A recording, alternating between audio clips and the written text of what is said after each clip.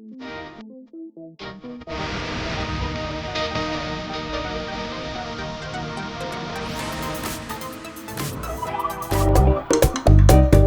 skills ka na, pero wala ka pang diploma?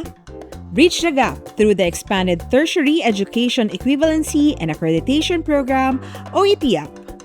Through ETIAP, we help you advance your career. Turn your work experience into a college degree.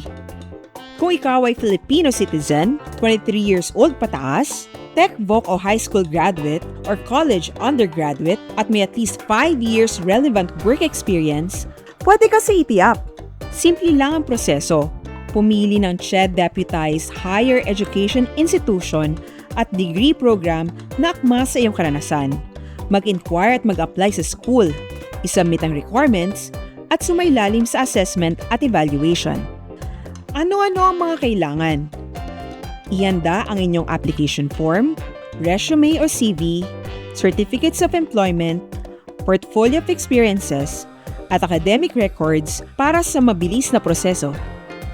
Bisitahin ang ched.gov.ph para sa listahan ng mga CHED-deputized institutions nationwide. Tandaan, dapat match ang degree program sa inyong trabaho. Siguraduhin kompleto at tama ang lahat ng dokumentong iyong susumite dahil ang ETIAP ay isang assessment-based program kung saan ang iyong kakayahan ay susukatin base sa mga dokumentong iyong sinumite. ETIAP, turn your work experience into a college degree.